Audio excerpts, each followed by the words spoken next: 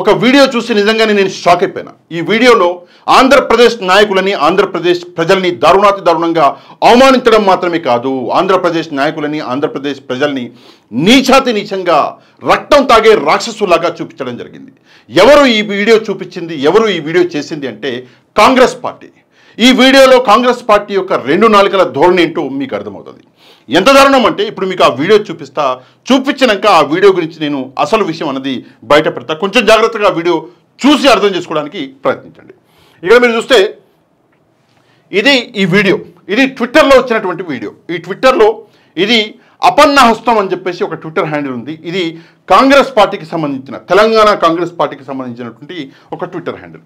ఇక్కడ మీరు చూసుకుంటే ఈ ట్విట్టర్ హ్యాండిల్ ఏదైతే ఉందో అపన్న హస్తము, దీన్ని ధనసరి సీతక్క గారు, అంటే సీతక్క మనందరికీ తెలుసు, మినిస్టర్ సీతక్క గారు, పక్కన రేవంత్ రెడ్డి గారు కూడా ఫాలో చేస్తారు ఈ ట్విట్టర్ హ్యాండిల్ని, సీతక్క గారు కూడా ఫాలో చేస్తారు, తెలంగాణ కాంగ్రెస్ పార్టీ కూడా ఫాలో చేస్తున్నది ఈ ట్విట్టర్ హ్యాండిల్. అంటే అఫీషియల్గా ఈ ట్విట్టర్ హ్యాండిల్ వచ్చేసి కాంగ్రెస్ పార్టీ తెలంగాణకి సంబంధించిన ట్విట్టర్ హ్యాండిల్. ఈ ట్విట్టర్ హ్యాండిల్లో ఒక వీడియో పెట్టడం జరిగింది. ఇక్కడ మీరు చూడండి, ఈ వీడియోని కొంచెం జాగ్రత్తగా చూస్తే ఈ వీడియో అన్నది 29 నవంబర్ 2024 సాయంత్రం 7:30 పెట్టారు. ఈ వీడియోని జాగ్రత్తగా చూడండి, ఎంత దారుణంగా అవమానిస్తున్నాడు అంటే, మనందరికీ తెలుసు బాహుబలి సినిమాలో మెయిన్ విలన్ ఎవరు అంటే మనందరికీ తెలుసు బల్లాల దేవా అని చెప్పేసి విలను. కాకపోతే నీచమైన విలన్ ఎవరు అంటే మనందరికీ తెలుసు కాలకేయ. ఈ వ్యక్తి అంటే రాక్షస జాతికి చెందినవాడు, రక్తం తాగేవాడు, ఆడవాళ్ళని దారుణంగా అనుభవించే జాతికి చెందినవాడు అని చెప్పేసి ఇందులో చూపించారు. ఇట్లాంటి ఎవరైతే ఉన్నాడో కాలకేయ, ఆ కాలకేయకి ఏం పేరు పెట్టారంటే సమైక్య పాలకులు అని చెప్పేసి పెట్టారు. నేను ఫస్ట్ వీడియో చూడండి, మనం మాట్లాడదాం. ఇక్కడ చూడండి, ఈ వీడియోలో సౌండ్ ఉండదండి. ఎందుకు ఉండదంటే మళ్ళీ కాపీరైట్ ఉంటుంది కాబట్టి. చూడండి, ఇక్కడ ఉద్యమకారులు హీరో, ఓకే, సమైక్య పాలకులు ఎవరు కాలకేయ. మంచిగా జాగ్రత్తగా చూడండి, ఉద్యమకారులు హీరో, ఓకే, వస్తా సమైక్య పాలకులు.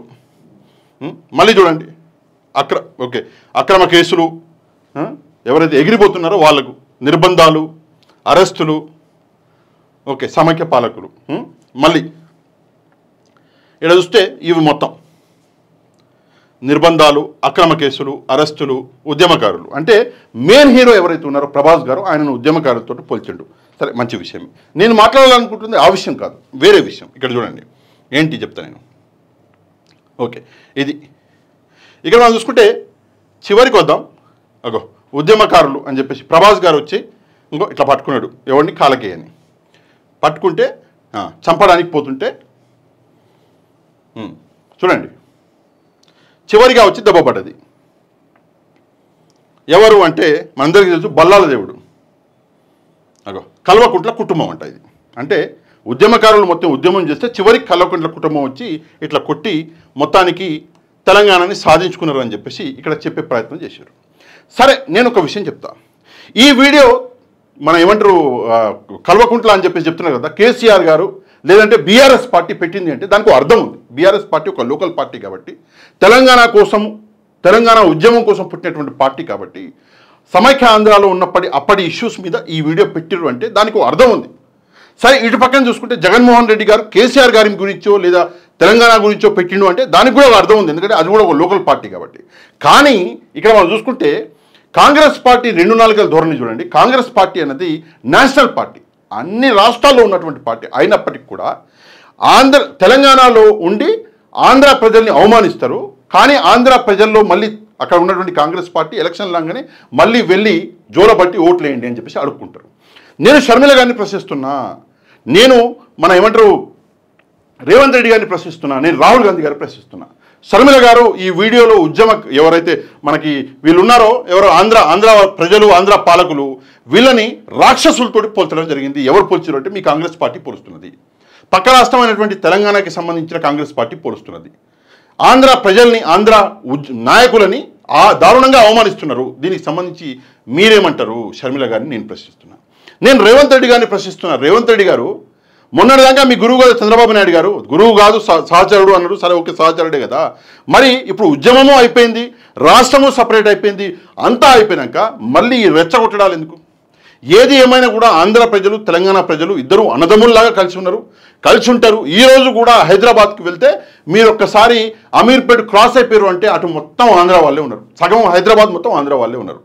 అట్లాంటప్పుడు మీరు బిజినెస్లు ఆంధ్ర వాళ్ళతో చేస్తారు, భోజనాలు ఆంధ్ర వాళ్ళతో చేస్తారు, అన్ని ఆంధ్ర వాళ్ళతో చేస్తారు. కానీ ఆంధ్ర తెలంగాణ మధ్యలో ఇట్లా చిచ్చు పెట్టే ప్రయత్నం అనేది ఎందుకు చేస్తున్నారు రేవంత్ రెడ్డి గారు? ఓకే, ఒకవేళ మీకు ఆంధ్ర వాళ్ళు నచ్చరు కాంగ్రెస్ పార్టీకి అన్నప్పుడు కాంగ్రెస్ పార్టీ ఆంధ్రప్రదేశ్లో ఏం చేస్తుంది మరి?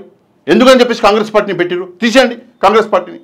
రాహుల్ గాంధీ గారిని ప్రశ్నిస్తున్నాను. రాహుల్ గాంధీ గారు, ఒక రాష్ట్రం తెలంగాణ, మీరు ప్రస్తుతం తెలంగాణలో పవర్లో ఉన్నారు, ఇంకో రాష్ట్రం ఆంధ్రాలో మీరు పవర్లోకి వస్తామని చెప్పేసి ఓట్లు అడుక్కుంటున్నారు. అట్లాంటప్పుడు తెలంగాణకి సంబంధించిన మీ పార్టీ పక్క రాష్ట్రమైనటువంటి ఆంధ్రాకి సంబంధించిన ప్రజల్ని ఇంత దారుణంగా అవమానిస్తుంటే మరి దీని మీద మీరు ఏ యాక్షన్ తీసుకుంటారు? ఒక్కసారి తప్పకుండా దీని మీద ఈ ముగ్గురు కూడా సమాధానం చెప్పాలి.